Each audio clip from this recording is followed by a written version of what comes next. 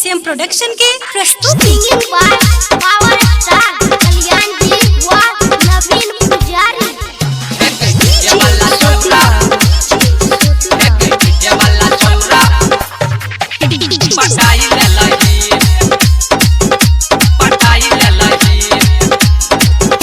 DJ वाला छौरा पटाई ले लही तू त लहंगा उठा के दिखाई दे लही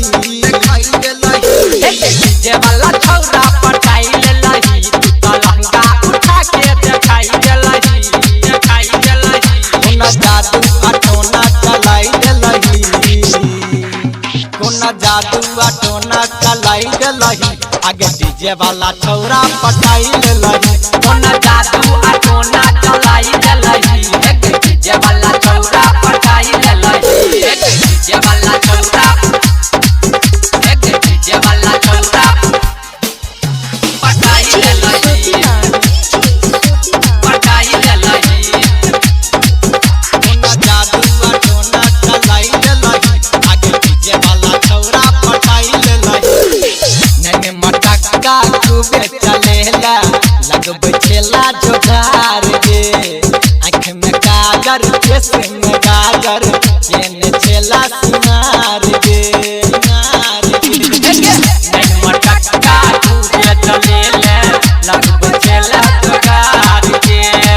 आँख में काजर केस में गाजर केने छेला सिंगार गे पे चाप मिला लागे छौरी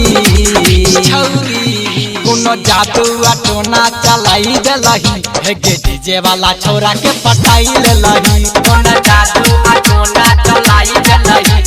डीजे वाला छौरा के पटाई ले लगी डीजे वाला छौरा पटाई ले लगी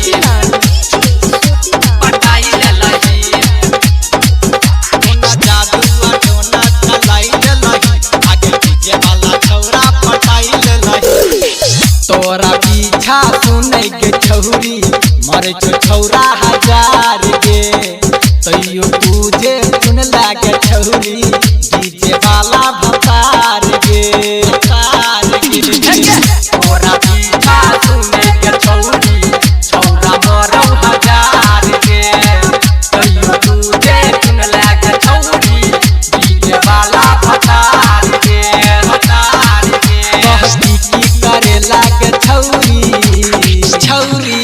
कोनो जादू अटोना चलाई दे लही कोनो डीजे वाला छोरा के पटाई ले लही कोना जादू अटोना चलाई दे लगी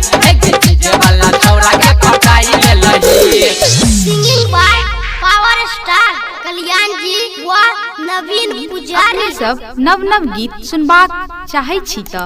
अखन मिथिला मंच सब्सक्राइब करू और लाल बटन दबेनाइ नहीं